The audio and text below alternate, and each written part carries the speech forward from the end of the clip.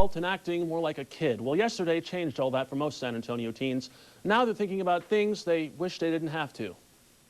It was a solemn scene at the Samuel Clemens High School in Schertz this afternoon, while kids from the junior ROTC planted flags outside to show support for the terrorist attack victims and their families inside what normally would have been a government period for these seniors. Okay, Shannon. Turned out to be a profound period of reflection instead.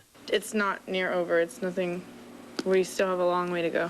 Where conjecture was made about the terrorists' motives. They just want to cripple us and then they win. And plans of retaliation were heartily embraced by all. And it may just be missile attacks against some small town in Afghanistan. All except this 17-year-old, Sam Sanders. I feel that violence isn't the answer to this problem. Who courageously dared to buck convention.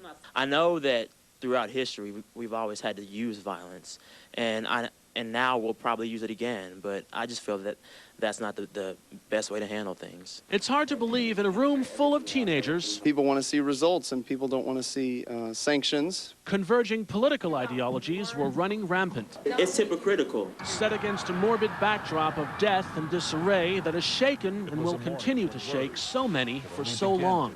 Like last night, I was sitting with my mom, and I had to sleep in my mom's bed because I was scared. It scared me a lot. No one tried to look cool or act cool. That's probably like the most dramatic thing I think any of us have seen in our lifetime. And in its wake, these Samuel Clemens High School kids were left with intense feelings of vulnerability. With all the things that we've done in that area of the world, one event has totally shut down our nation. But despite the catastrophe, some of these kids forced themselves to find a silver lining in the eerily gray clouds that enveloped a nation just 24 hours ago. When it first happened yesterday, there was no more separation. There was no more black, no more white, no more Democrats, no more liberals or conservatives. We were all just citizens of this country, and we all hurt that same pain.